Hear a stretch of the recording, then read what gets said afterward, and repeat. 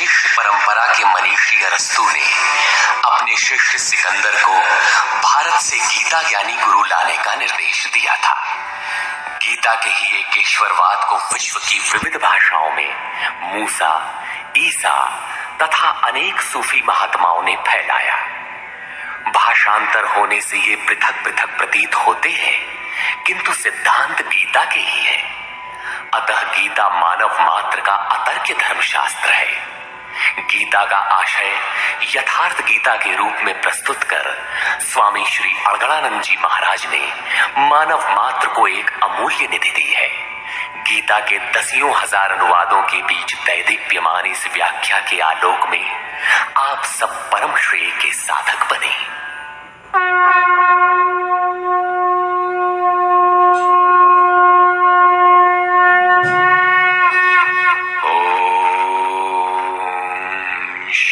परमात्मने नमः। यथार्थ गीता, श्रीमद् भगवद गीता, अथ षष्ठोऽध्याय। संसार में धर्म के नाम पर रीति रिवाज, पूजा पद्धतियों, संप्रदायों का बाहुल्य होने पर कुरीतियों का शमन करके एक ईश्वर की स्थापना एवं उसकी प्राप्ति की प्रक्रिया को प्रशस्त करने के लिए किसी महापुरुष का आविर्भाव होता है। क्रियाओं को छोड़कर बैठ जाने और ज्ञानी कहलाने की रूढ़ी कृष्ण काल में अत्यंत व्यापक थी।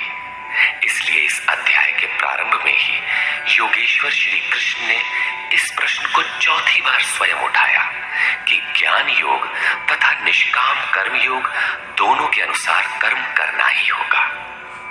श्री भगवान वाच।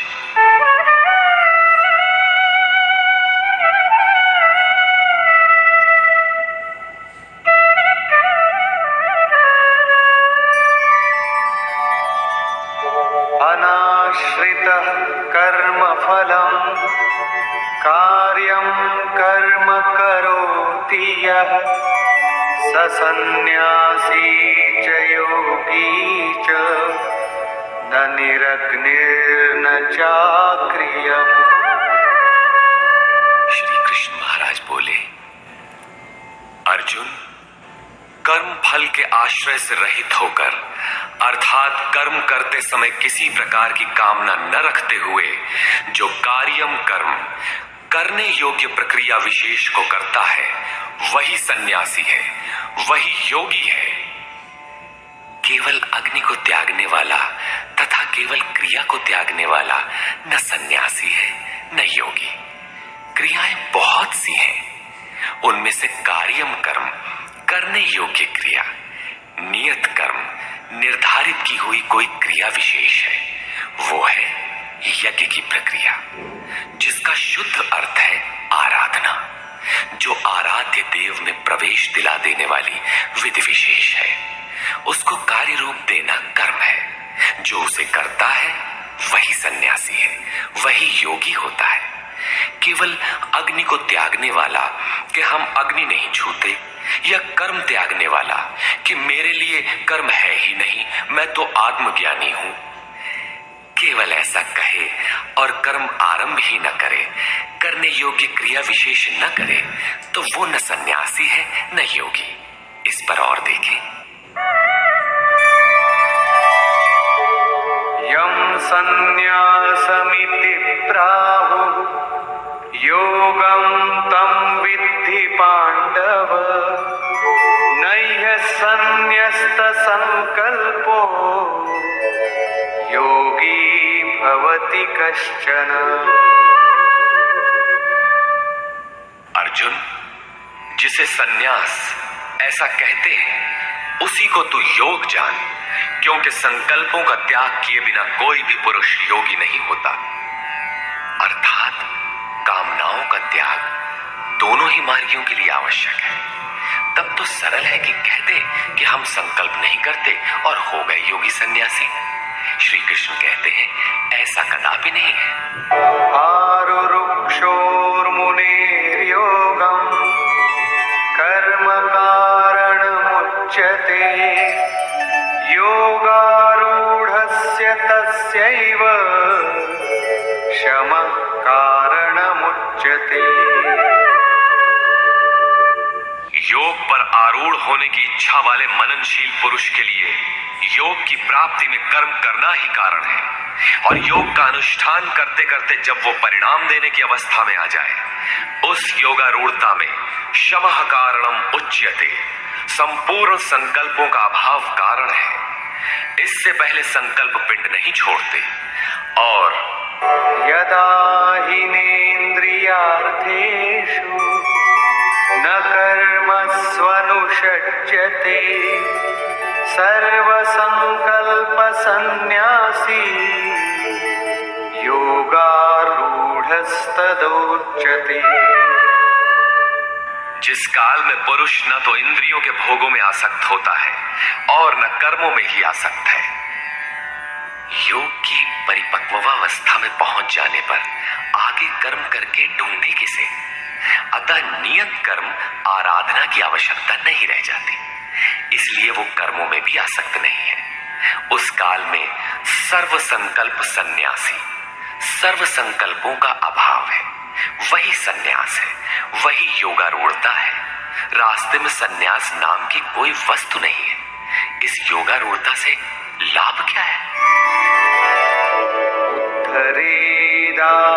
उत्तरेदात्मनात्मानं नात्मानमवसादयेत् आत्मैव ह्यात्मनो बन्धु आत्मैव रिपुरात्मनः। अर्जुन, मनुष्य को चाहिए कि अपने द्वारा अपना उद्धार करे, अपने आत्मा को अधोगति में न पहुंचावे, क्योंकि वो जीवात्मा स्वयं ही अपना मित्र है और यही अपना शत्रु भी है। कब ये शत्रु होता है और कब मित्र, इस पर कहते हैं बन्धुरात्मात्मनस्तस्य येनात्मैवात्मना जितः अनात्मनस्तु शत्रुत्वे वर्तेतात्मैव शत्रुवत्। जिस जीवात्मा द्वारा मन और इंद्रियों सहित शरीर जीता हुआ है, उसके लिए उसी का जीवात्मा मित्र है, और जिसके द्वारा मन और इंद्रियां सहित शरीर नहीं जीता गया है, उसके लिए वो स्वयं शत्रुता में बरतता है। इन दो श्लोकों में श्री कृष्ण एक ही बात कहते हैं कि अपने द्वारा अपने आत्मा का उद्धार करें, उसे अधोगति में न पहुंचाएं, क्योंकि आत्मा ही मित्र है। सृष्टि में न दूसरा कोई शत्रु है न मित्र। किस प्रकार? जिसके द्वारा मन सहित इंद्रियां जीती हुई हैं, उसके लिए उसी का आत्मा मित्र बनकर मित्रता में बरतता है, परम कल्याण करने वाला होता है। और जिसके द्वारा मन सहित इंद्रियां नहीं जीती गई हैं, उसके लिए उसी का आत्मा शत्रु बनकर शत्रु में बरतता है, नीच योनियों और यातनाओं की ओर ले जाता है। प्रायः लोग कहते हैं, मैं तो आत्मा हूं। गीता में लिखा है, न इसे शस्त्र काट सकता है, न अग्नि जला सकता है, न वायु सुखा सकता है। ये नित्य है, अमृत स्वरूप है, न बदलने वाला है, शाश्वत है, और वो आत्मा मुझ में है ही। वे गीता की इन पंक्तियों पर ध्यान नहीं देते कि आत्मा अधोगति में भी जाता है, आत्मा का उद्धार भी होता है, जिसके लिए कार्यम कर्म करने योग्य प्रक्रिया बताई गई है। अब अनुकूल आत्मा के लक्षण देखें।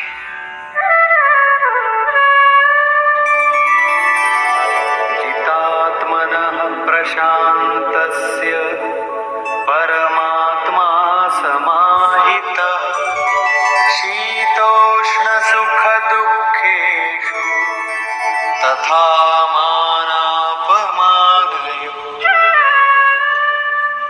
सर्दी गर्मी, सुख दुख और मान अपमान में जिसके अंतःकरण की वृत्तियां भली प्रकार शांत हैं, ऐसे स्वाधीन आत्मा वाले पुरुष में परमात्मा सदैव स्थित है, कभी विलग नहीं होता। जितात्मा अर्थात जिसने मन सहित इंद्रियों को जीत लिया है, वृत्ति परम शांति में प्रवाहित हो गई है, यही आत्मा के उद्धार की अवस्था है। आगे कहते हैं, ज्ञान विज्ञान तृप्तात्मा कूटस्थो जितेन्द्रियः युक्त इत्युच्यते योगी समलोष्टाश्मकाञ्चनः।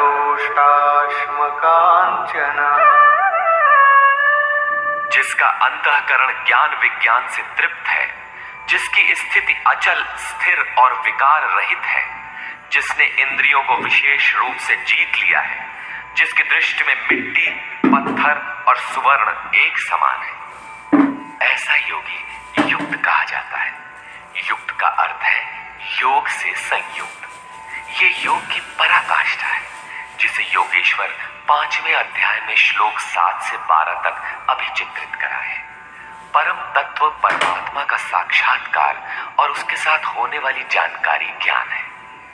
1 इंच भी इष्ट से दूरी है, जानने की इच्छा बनी है, तब तक वो अज्ञानी है। वो प्रेरक कैसे सर्वव्याप्त है, कैसे प्रेरणा देता है, कैसे अनेक आत्माओं का एक साथ पथ प्रदर्शन करता है, कैसे वो भूत भविष्य और वर्तमान का ज्ञाता है। उस प्रेरक इष्ट की कार्य प्रणाली का ज्ञान ही विज्ञान है। जब से हृदय में इष्ट का आविर्भाव होता है, उसी दिन से वो निर्देश देने लगता है, किंतु प्रारंभ में साधक समझ नहीं पाता। पराकाष्ठा काल में ही योगी उनकी आंतरिक कार्य प्रणाली को पूर्णतः समझ पाता है। यही समझ विज्ञान है। योगारूढ़ अथवा युक्त पुरुष का अंतःकरण ज्ञान विज्ञान से तृप्त रहता है। इसी प्रकार योग युक्त पुरुष की स्थिति का निरूपण करते हुए योगेश्वर श्री कृष्ण पुनः कहते हैं,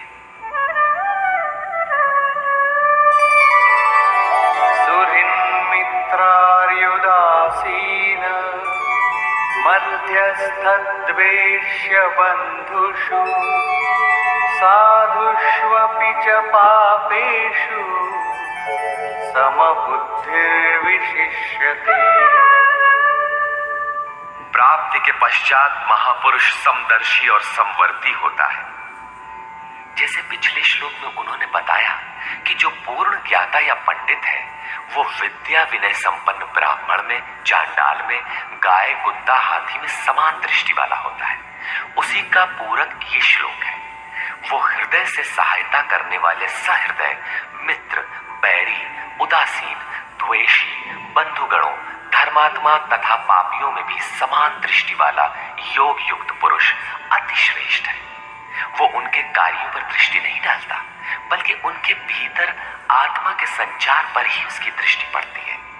इन सब में वो केवल इतना अंतर देखता है कि कोई कुछ नीचे की सीढ़ी पर खड़ा है तो कोई निर्मलता के समीप, किंतु वो क्षमता सब में है।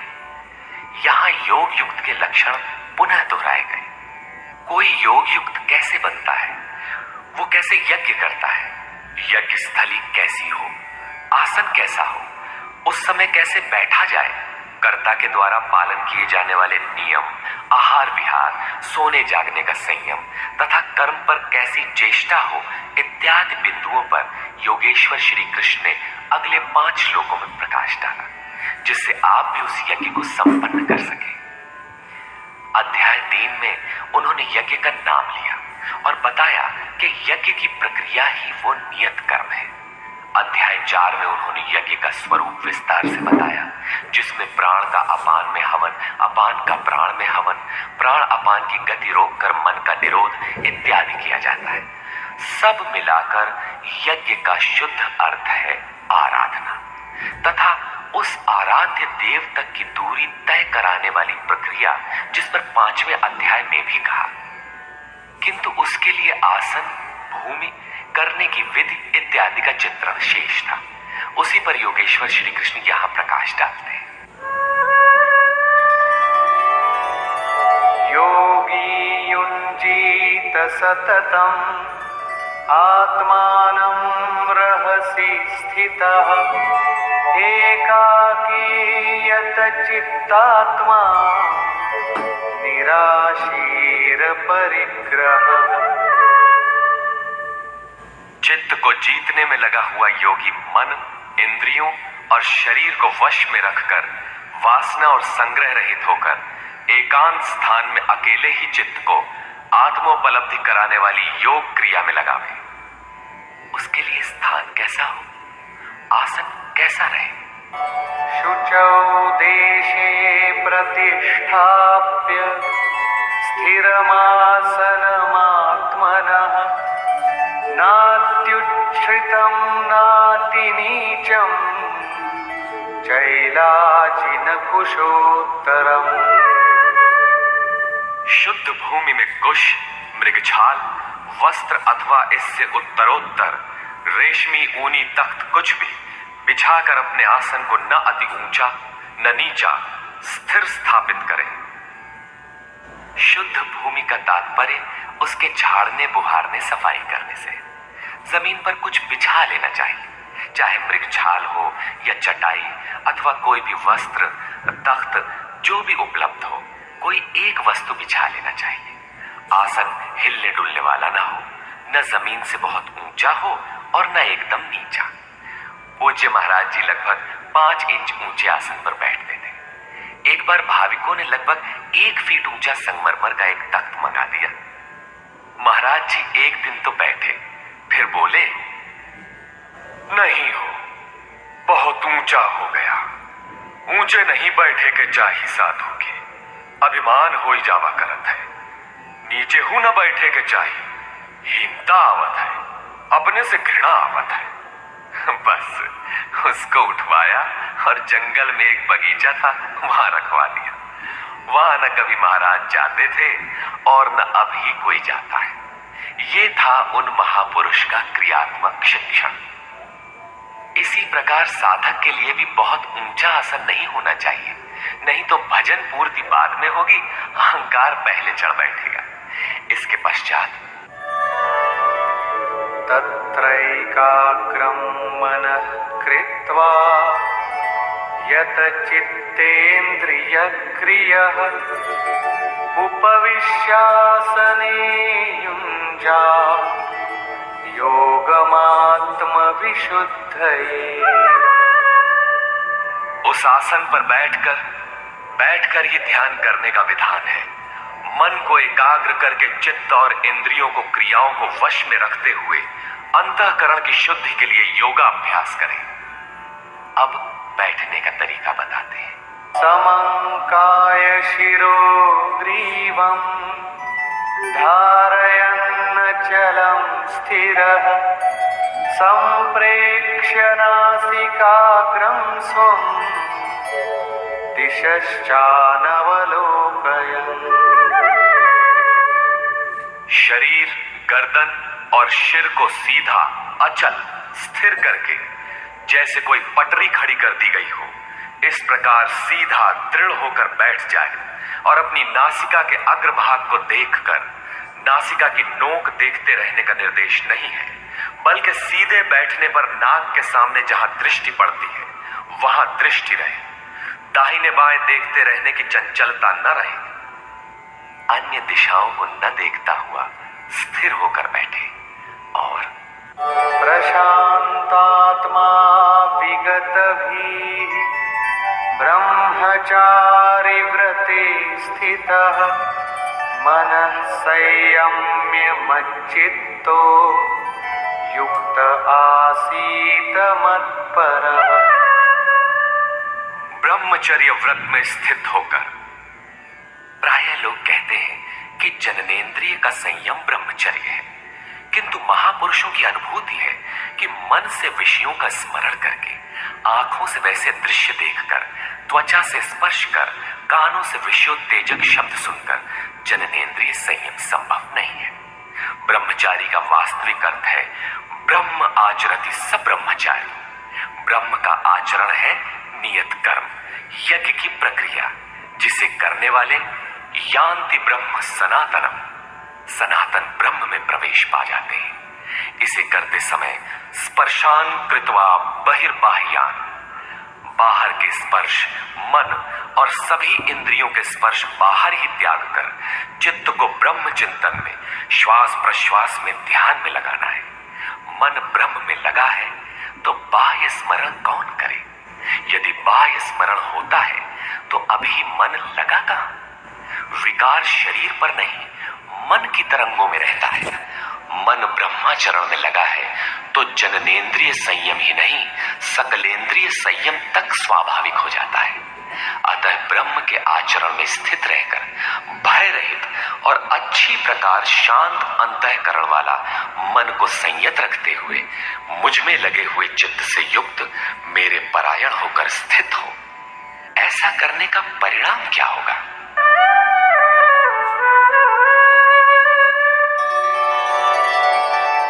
युञ्जन्नेवं सदात्मानं योगी नियतमानसः शान्तिं निर्वाणपरमां मत्संस्थामधिगच्छति। इस प्रकार अपने आप को निरंतर उसी चिंतन में लगाता हुआ संयत मन वाला योगी मेरे में स्थिति रूपी पराकाष्ठा वाली शांति को प्राप्त होता है। इसलिए अपने को निरंतर कर्म में लगाए। यहां ये प्रश्न पूर्ण प्राय है। अगले 2 श्लोकों में वे बताते हैं कि परमानंद वाली शांति के लिए शारीरिक संयम, युक्ताहार, विहार भी आवश्यक है। नात्यश्नतस्तु योगोऽस्ति न चैकान्तमनश्नतः न चाति स्वप्नशीलस्य जाग्रतो नैव चार्जुन। अर्जुन, ये योग न तो बहुत खाने वाले का सिद्ध होता है और न बिल्कुल न खाने वाले का सिद्ध होता है, न अत्यंत सोने वाले का और न अत्यंत जागने वाले का ही सिद्ध होता है। तब किसका सिद्ध होता है? युक्ताहार विहारस्य युक्तचेष्टस्य कर्मसु युक्तस्वप्नावबोधस्य योगो भवति दुःखः। दुखों का नाश करने वाला ये योग उचित आहार विहार, कर्मों में उपयुक्त चेष्टा और संतुलित शयन जागरण करने वाले का ही पूर्ण होता है। अधिक भोजन करने से आलस्य, निद्रा और प्रमाद घेरेंगे, तब साधना नहीं होगी। भोजन छोड़ देने से इंद्रियां क्षीण हो जाएंगी, अचल स्थिर बैठने की क्षमता नहीं रहेगी। पूज्य महाराज जी कहते थे कि खुराक से 1.5-2 रोटी कम खाना चाहिए। विहार अर्थात साधन के अनुकूल विचरण, कुछ परिश्रम भी करते रहना चाहिए। कोई कार्य ढूंढ लेना चाहिए, अन्यथा रक्त संचार शिथिल पड़ जाएगा, रोग घेर लेंगे। सोना और जागना आयु, आहार और अभ्यास से घटता बढ़ता है। महाराज जी कहा करते थे, योगी को 4 घंटे सोना चाहिए और अनवरत चिंतन में लगे रहना चाहिए। हट करके न सोने वाले शीघ्र पागल हो जाते हैं। कर्मों में उपयुक्त चेष्टा भी हो, अर्थात नियत कर्म आराधना के अनुरूप निरंतर प्रयत्नशील हो। बाह्य विषयों का स्मरण न कर सदैव उसी में लगे रहने वाले का ही योग सिद्ध होता है। साथ ही यदा विनियतं चित्तं आत्मन्येवावतिष्ठते निःस्पृहः सर्वकामेभ्यो युक्त इत्युच्यते तदा। इस प्रकार योग के अभ्यास से विशेष रूप से वश में किया हुआ चित्त जिस काल में परमात्मा में भली प्रकार स्थित हो जाता है, विलीन सा हो जाता है, उस काल में संपूर्ण कामनाओं से रहित हुआ पुरुष योग युक्त कहा जाता है। अब विशेष जीते हुए चित्त के लक्षण क्या है? यथा दीपो निवातस्थो नेङ्गते सोपमा स्मृता योगिनो यतचित्तस्य युञ्जतो योगमात्मनः। जिस प्रकार वायु रहित स्थान में रखा गया दीपक चलायमान नहीं होता, लौ सीधे ऊपर जाती है, उसमें कंपन नहीं होता, यही उपमा परमात्मा के ध्यान में लगे हुए योगी के जीते हुए चित्त की दी गई है। दीपक तो उदाहरण मात्र है, आजकल दीपक का प्रचलन शिथिल पड़ रहा है। अगरबत्ती ही जलाने पर धुआं सीधे ऊपर जाता है यदि वायु में वेग न हो। ये योगी के जीते हुए चित्त का एक उदाहरण मात्र है। अभी चित्त भले ही जीता गया है, निरोध हो गया है, किंतु अभी चित्त है। जब निरुद्ध चित्त का भी विलय हो जाता है तब कौन सी विभूति मिलती है, देखें। यत्रो परमते चित्तं निरुद्धं योग सेवया यत्र चैवात्मनात्मानं पश्यन्नात्मनि तुष्यति। जिस अवस्था में योग के अभ्यास से बिना अभ्यास के कभी निरोध नहीं होगा, अतः योग अभ्यास से निरुद्ध हुआ चित्त भी उपराम हो जाता है, विलय हो जाता है, मिट जाता है। उस अवस्था में आत्मना, अपनी आत्मा के द्वारा, आत्मानम, परमात्मा को देखता हुआ, आत्मनि एव, अपने आत्मा में ही संतुष्ट अपनी ही आत्मा से होता है। क्योंकि प्राप्ति काल में तो परमात्मा का साक्षात्कार होता है, किंतु दूसरे ही क्षण वो अपने ही आत्मा को उन शाश्वत ईश्वरीय विभूतियों से ओतप्रोत पाता है। ब्रह्म अजर, अमर, शाश्वत, अव्यक्त और अमृत स्वरूप है, तो इधर आत्मा भी अजर, अमर, शाश्वत, अव्यक्त और अमृत स्वरूप है तो, किंतु अचिंत्य भी है।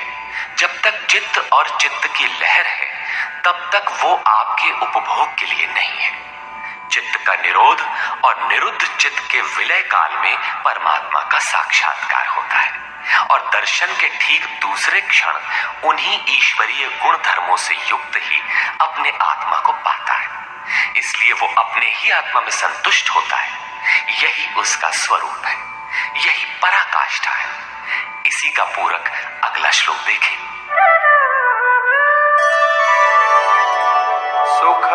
सुखमात्यन्तिकं यत्तत् बुद्धिग्राह्यमतीन्द्रियं वेत्ति यत्र न चैवायं स्थितश्चलति तत्त्वतः। तथा इंद्रियों से अतीत केवल शुद्ध हुई सूक्ष्म बुद्धि द्वारा ग्रहण करने योग्य जो अनंत आनंद है, उसको जिस अवस्था में अनुभव करता है और जिस अवस्था में स्थित हुआ योगी भगवत स्वरूप को तत्व से जानकर चलायमान नहीं होता, सदैव उसी में प्रतिष्ठित रहता है। तथा यं लब्ध्वा चापरं लाभं मन्यते नाधिकं ततः यस्मिन् स्थितो न दुःखेन गुरुणापि विचाल्यते।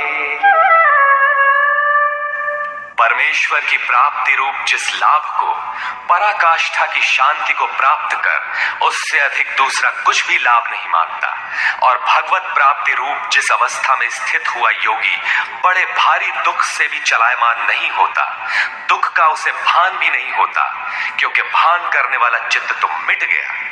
इस प्रकार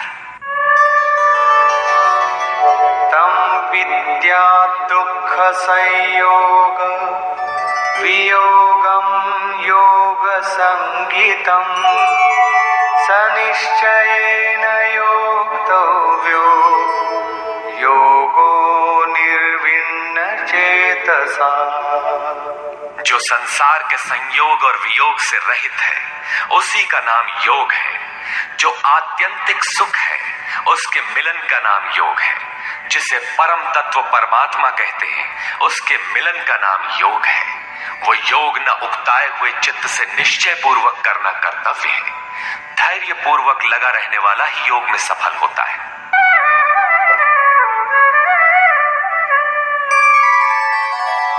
संकल्प प्रभवान् कामान् त्यक्त्वा सर्वान् शेषतः मनसैवेन्द्रियग्रामं विनियम्य समन्ततः। इसलिए मन मनुष्य को चाहिए कि संकल्प से उत्पन्न होने वाली संपूर्ण कामनाओं को वासना और आसक्ति सहित सर्वथा त्याग कर मन के द्वारा इंद्रियों के समुदाय को सब ओर से अच्छी प्रकार वश में करके शनैः शनैरुपरमेत् बुद्ध्या धृति गृहीतया आत्मसंस्थं मनः कृत्वा न किंचिदपि चिंतयेत्। क्रम क्रम से अभ्यास करता हुआ उपरामता को प्राप्त हो जाए, चित्त का निरोध और क्रमशः विलय हो जाए, तदनंतर वो धैर्य युक्त बुद्धि द्वारा मन को परमात्मा में स्थित करके अन्य कुछ भी चिंतन न करे। निरंतर लगकर पाने का विधान है, किंतु आरंभ में मन लगता नहीं। इस पर योगेश्वर कहते हैं, यतो यतो निश्चरति मनश्चञ्चलमस्थिरम् ततस्ततो नियम्यैतद् आत्मन्येव वशं नयेत्। ये स्थिर न रहने वाला चंचल मन जिस जिस कारण से सांसारिक पदार्थों में विचरता है, उससे रोककर बारंबार अंतरात्मा में ही निरोध करे। प्रायः लोग कहते हैं कि मन जहां भी जाता है जाने दो, प्रकृति में ही तो जाएगा और प्रकृति भी उस ब्रह्म के ही अंतर्गत है। प्रकृति में विचरण करना ब्रह्म के बाहर नहीं है। किंतु श्री कृष्ण के अनुसार यह गलत है। गीता में इन मान्यताओं का किंचित भी स्थान नहीं है। श्री कृष्ण का कथन है कि मन जहां जहां जाए, जिन माध्यम से जाए, उन्हीं माध्यम से रोककर परमात्मा में ही लगावे। मन का निरोध संभव है। इस निरोध का परिणाम क्या होगा? प्रशान्तमनसं येनं योगिनं सुखमुत्तमम् उपैति शान्तरजसं ब्रह्मभूतमकल्मषम्। जिसका मन पूर्ण रूपेण शांत है, जो पाप से रहित है, जिसका रजोगुण शांत हो गया है, ऐसे ब्रह्म से एकीभूत योगी को सर्वोत्तम आनंद प्राप्त होता है, जिससे उत्तम कुछ भी नहीं है। इसी पर पुनः बल देते हैं, युञ्जन्नेवं सदात्मानं योगी विगतकल्मषः सुखेन ब्रह्म संस्पर्शम् अत्यन्तं सुखमश्नुते। पाप रहित योगी इस प्रकार आत्मा को निरंतर उस परमात्मा में लगाता हुआ सुखपूर्वक परब्रह्म परमात्मा की प्राप्ति के अनंत आनंद की अनुभूति करता है। वो ब्रह्म संस्पर्श अर्थात ब्रह्म के स्पर्श और प्रवेश के साथ अनंत आनंद का अनुभव करता है। अतः भजन अनिवार्य है। इसी पर आगे कहते हैं, सर्वभूतस्थमात्मानं सर्वभूतानि चात्मनि ईक्षते योगयुक्तात्मा सर्वत्र समदर्शनः। योग के परिणाम से युक्त आत्मा वाला, सब में समभाव से देखने वाला योगी आत्मा को संपूर्ण प्राणियों में व्याप्त देखता है और संपूर्ण भूतों को आत्मा में ही प्रवाहित देखता है। इस प्रकार देखने से लाभ क्या है? यो मां पश्यति सर्वत्र सर्वं च मयि पश्यति तस्याहं न प्रणश्यामि स च मे न प्रणश्यति। जो पुरुष संपूर्ण भूतों में मुझ परमात्मा को देखता है, व्याप्त देखता है और संपूर्ण भूतों को मुझ परमात्मा के ही अंतर्गत देखता है, उसके लिए मैं अदृश्य नहीं होता हूं और वो मेरे लिए अदृश्य नहीं होता। ये प्रेरक का आमने सामने मिलन है, सख्य भाव है, सामीप्य मुक्ति है। सर्वभूतस्थितं यो मां भजत्येकत्वमास्थितः सर्वथा वर्तमानोऽपि स योगी मयि वर्तते। जो पुरुष अनेकता से परे उपर्युक्त एकत्व भाव से मुझ परमात्मा को भजता है, वो योगी सब प्रकार के कार्यों में बरतता हुआ मेरे में ही बरतता है, क्योंकि मुझे छोड़कर उसके लिए कोई बचा भी तो नहीं। उसका तो सब मिट गया, इसलिए वो अब उठता बैठता जो कुछ भी करता है मेरे संकल्प से करता है। आत्मौपम्येन सर्वत्र समं पश्यति योऽर्जुन सुखं वा यदि वा दुःखं स योगी परमो मतः। हे अर्जुन, जो योगी अपने ही समान संपूर्ण भूतों में सम देखता है, अपने जैसा देखता है, सुख और दुख भी सब में समान देखता है, वो योगी जिसका भेदभाव समाप्त हो गया है, परम श्रेष्ठ माना गया है। प्रश्न पूरा हुआ। इस पर अर्जुन ने प्रश्न किया। अर्जुन उवाच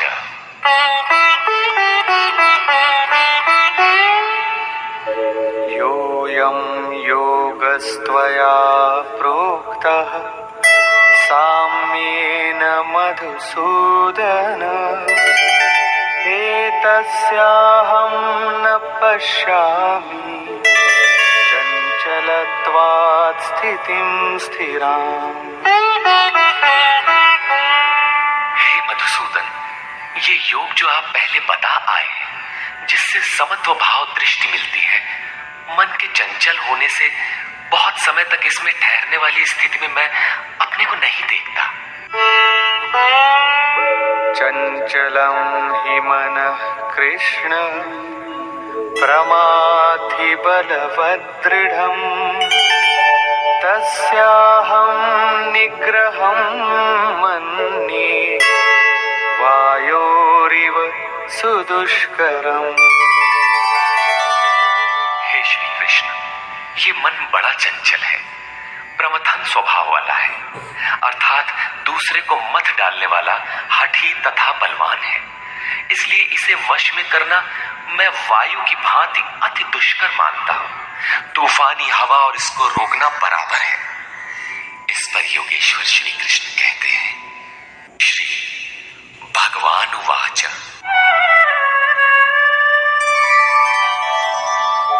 असंशयं महाबाहो मनो दुर्निग्रहं चलम् अभ्यासेन तु कौन्तेय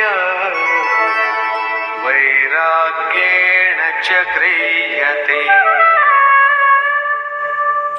महान कार्य करने के लिए प्रयत्नशील अर्थात महाबाहु अर्जुन, निसंदेह मन चंचल है, बड़ी कठिनाई से वश में होने वाला है, परंतु कौन्तेय ये अभ्यास और वैराग्य के द्वारा वश में होता है। जहां चित्त को लगाना है वहां स्थिर करने के लिए बार बार प्रयत्न का नाम अभ्यास है, तथा देखी सुनी विषय वस्तुओं में, संसार या स्वर्ग आदि के भोगों में राग अर्थात लगाव का त्याग वैराग्य है। श्री कृष्ण कहते हैं कि मन वश में करना कठिन है, किंतु अभ्यास और वैराग्य द्वारा ये वश में हो जाता है। असंयतात्मना योगो दुष्प्राप इति मे मतिः वश्यात्मना तु यतता शक्यो वाप्तुमुपायतः। अर्जुन, मन को वश में न करने वाले पुरुष के लिए योग प्राप्त होना कठिन है, किंतु स्ववश मन वाले प्रयत्नशील पुरुष के लिए योग सहज है। ऐसा मेरा अपना मत है। जितना कठिन तू मान बैठा है उतना कठिन नहीं है, अतः इसे कठिन मानकर छोड़ मत दो। प्रयत्न पूर्वक लगकर योग को प्राप्त कर, क्योंकि मन वश में करने पर ही योग संभव है। इस पर अर्जुन ने प्रश्न किया। अर्जुन उवाच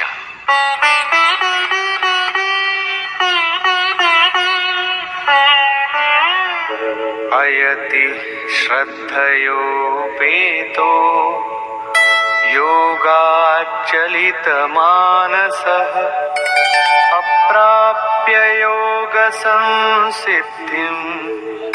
कां गतिं कृष्ण गच्छति। योग करते करते यदि किसी का मन चलायमान हो जाए, यद्यपि अभी योग में उसको श्रद्धा है ही, तो ऐसा पुरुष भगवत सिद्धि को प्राप्त न होकर किस गति को पाता है? कच्चिन्नो भय विभ्रष्टः छिन्नाभ्रमिव नश्यति अप्रतिष्ठो महाबाहो विमूढ़ो ब्रह्मणः पथि। महाबाहु श्री कृष्ण, भगवत प्राप्ति के मार्ग से विचलित हुआ वो मोहित पुरुष छिन्न भिन्न बादल की भांति दोनों ओर से नष्ट भ्रष्ट तो नहीं होता। छोटी सी बदली आकाश में छाए तो वो न बरस पाती है, न लौटकर मेघों से ही मिल पाती है, बल्कि हवा के झोंकों से देखते देखते नष्ट प्राय हो जाती है। उसी प्रकार शिथिल प्रयत्न वाला, कुछ काल तक साधन करके स्थगित करने वाला नष्ट तो नहीं हो जाता। वो न आप में प्रवेश कर सका और न भोग ही भोग पाया। उसकी कौन सी गति होती है?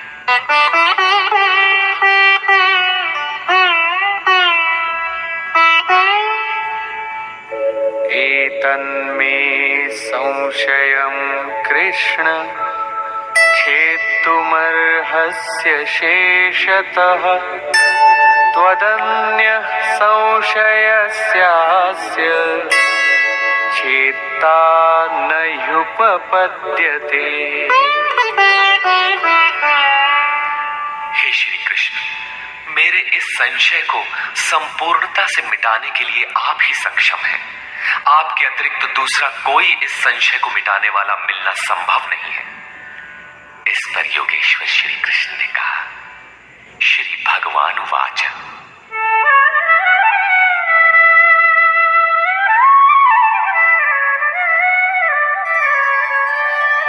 पार्थ नैवेह नामुत्र विनाशस्तस्य विद्यते न हि कल्याणकृत् कश्चित् दुर्गतिं तात गच्छति। पार्थिव शरीर को ही रथ बनाकर लक्ष्य की ओर अग्रसर अर्जुन, उस पुरुष का ना तो इस लोक में और न परलोक में ही नाश होता है, क्योंकि हे तात, उस परम कल्याणकारी नियत कर्म को करने वाला दुर्गति को प्राप्त नहीं होता। उसका होता क्या है?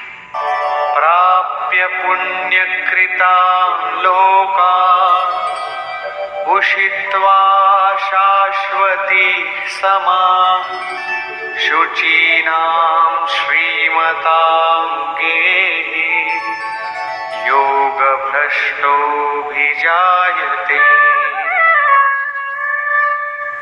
मन चलायमान होने से योग भ्रष्ट हुआ वो पुरुष पुण्यवानों के लोकों में वासनाओं को भोग कर, जिन वासनाओं को लेकर वो योग भ्रष्ट हुआ था, भगवान उसे थोड़े में सब दिखा सुना देते हैं।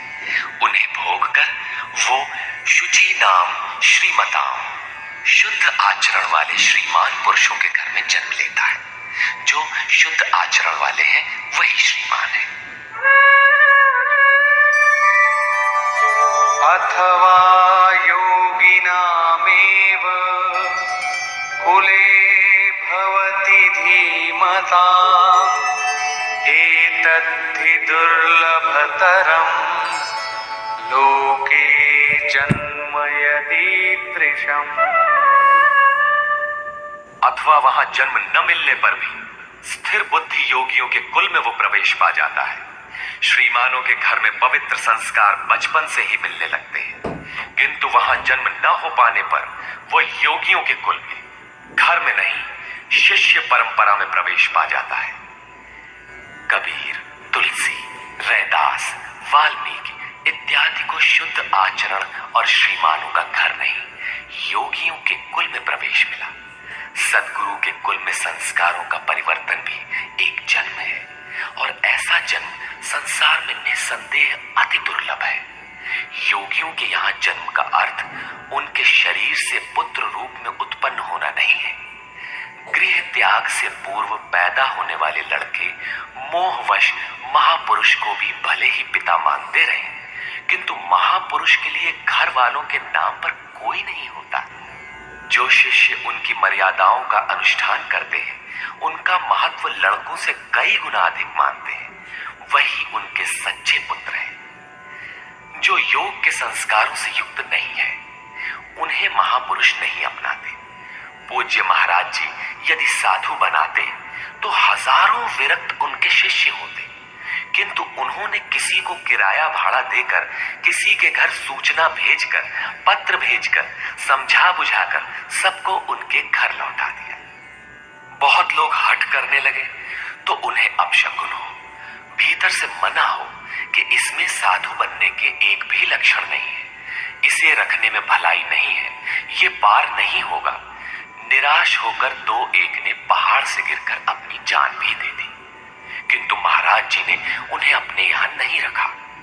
बाद में पता चलने पर बोले, जानत रहूं कि बड़ा विकल है, लेकिन ये सोचते है कि सचाऊं के मरी जाए तो रख ही लेते। एक ठो पतिता राहत और का। ममत्व उनमें भी विकट था, फिर भी नहीं रखा। 6-7 को जिनके लिए आदेश हुआ था कि आज एक योग भ्रष्ट आ रहा है, जन्म जन्म से भटका हुआ चला आ रहा है, इस नाम और इस रूप का कोई आने वाला है, उसे रखो, ब्रह्म विद्या का उपदेश करो, उसे आगे बढ़ाओ। केवल उन्हीं को रखा। आज भी उनमें से एक महापुरुष धार कुंडी में बैठे हैं, एक अनसुईया में है, 2-3 अन्यत्र भी हैं। उन्हें सद्गुरु के कुल में प्रवेश मिला। ऐसे महापुरुषों को पा जाना अति दुर्लभ है। तत्र तं बुद्धि संयोगं लभते पौर्वदेहिकं यतते च ततो भूयः संसिद्धौ कुरु नन्दन। वहां वो पुरुष पहले शरीर में साधन किए हुए बुद्धि के संयोग को, अर्थात पूर्व जन्म के साधन संस्कारों को अनायास ही प्राप्त हो जाता है, और हे कुरुनंदन, उसके प्रभाव से वो फिर संसिद्धौ भगवत प्राप्ति रूपी परम सिद्धि के निमित्त प्रयत्न करने लगता है।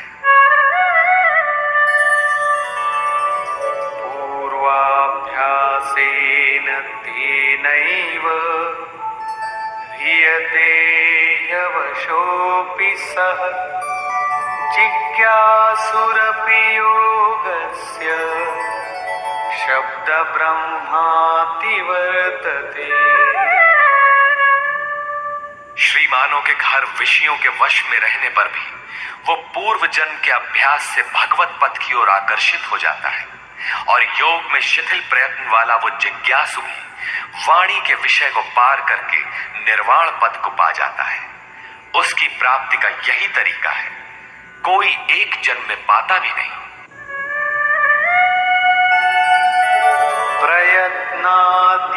प्रयत्नाद्यतमानस्तु योगी संशुद्ध किल्बिषः अनेक जन्म संसिद्धः ततो याति परां गतिम्।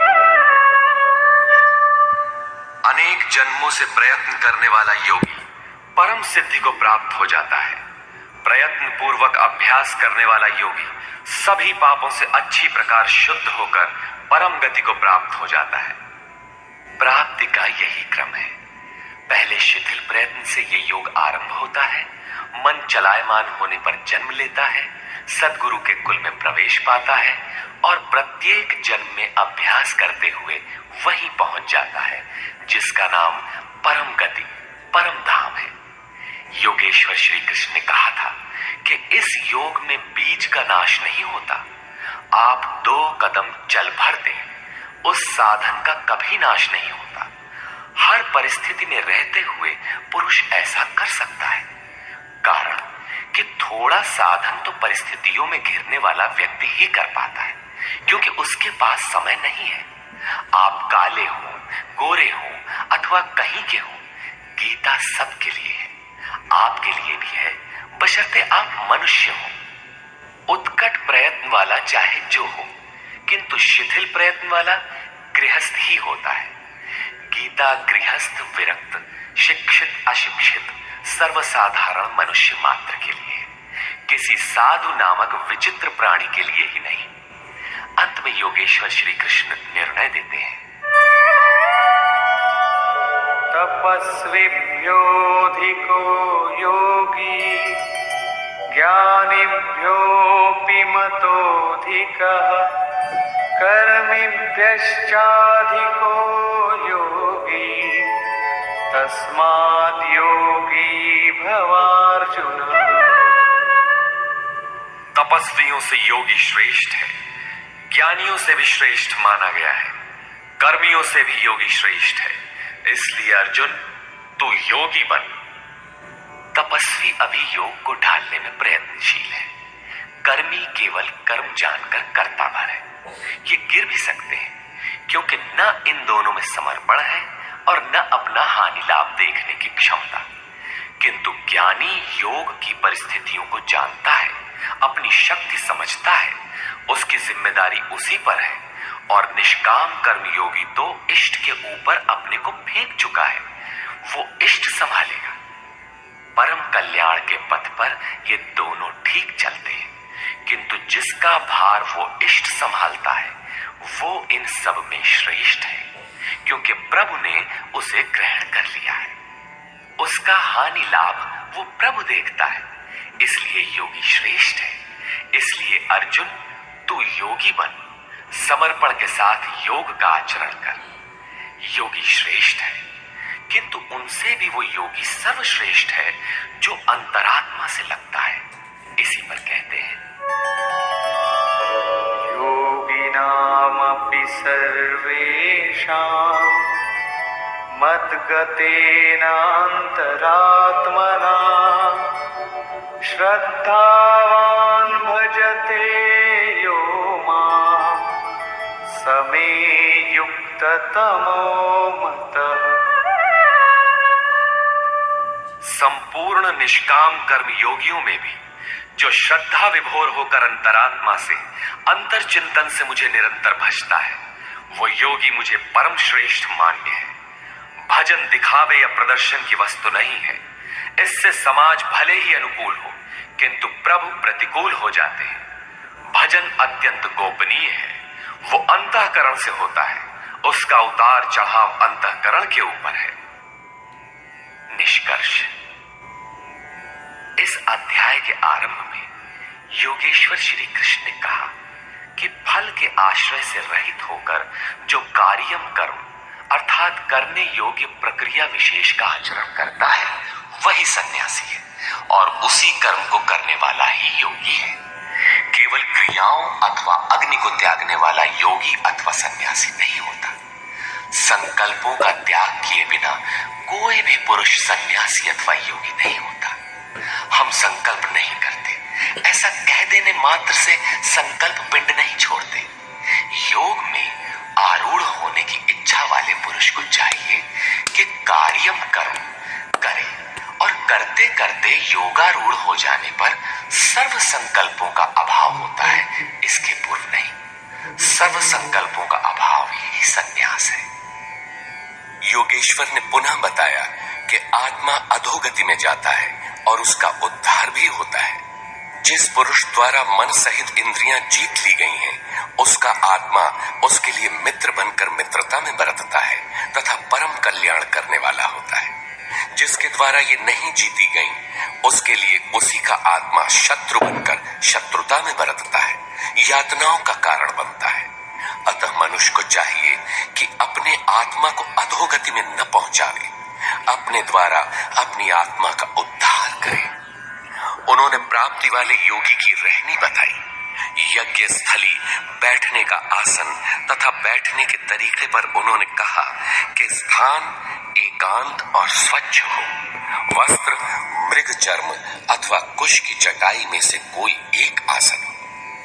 कर्म के अनुरूप चेष्टा, युक्ताहार विहार, सोने जागने के संयम पर उन्होंने बल दिया। योगी के निरुद्ध चित्त की उपमा उन्होंने वायु रहित स्थान में दीपक की अकंपित लौ से दी। और इस प्रकार उस निरुद्ध चित्त का भी जब विलय हो जाता है उस समय वह योग की पराकाष्ठा अनंत आनंद को प्राप्त होता है। संसार के संयोग वियोग से रहित अनंत सुख का नाम योग है। योग का अर्थ है उससे मिलन। जो योगी इसमें प्रवेश पा जाता है वह संपूर्ण भूतों में समदृष्टि वाला हो जाता है। जैसे अपनी आत्मा वैसे ही सबकी आत्मा को देखता है। वह परंपरा काष्ठा की शांति को प्राप्त होता है। अतः योग आवश्यक है। मन जहां जहां जाए वहां वहां से घसीटकर बारंबार इसका निरोध करना चाहिए। श्री कृष्ण ने स्वीकार किया कि मन बड़ी कठिनाई से वश में होने वाला है, लेकिन होता है। यह अभ्यास और वैराग्य द्वारा वश में हो जाता है। शिथिल प्रयत्न वाला व्यक्ति भी अनेक जन्म के अभ्यास से वहीं पहुंच जाता है जिसका नाम परम गति अथवा परम धाम है। तपस्वियों, ज्ञान मार्गियों तथा केवल कर्मियों से योगी श्रेष्ठ है। इसलिए अर्जुन, तू योगी बन। समर्पण के साथ अंतर मन से योग का आचरण कर। प्रस्तुत अध्याय में योगेश्वर श्री कृष्ण ने प्रमुख रूप से योग की प्राप्ति के लिए अभ्यास पर बल दिया है। अतः ओम तत्सदिति श्रीमद् भगवद गीता सूपनिषत्सु ब्रह्म विद्यायाम योग शास्त्रे श्री कृष्णार्जुन संवादे अभ्यास योगो नाम षष्ठोऽध्यायः। इस प्रकार स्वामी अड़गड़ानंद कृत श्रीमद् भगवद गीता के भाष्य यथार्थ गीता का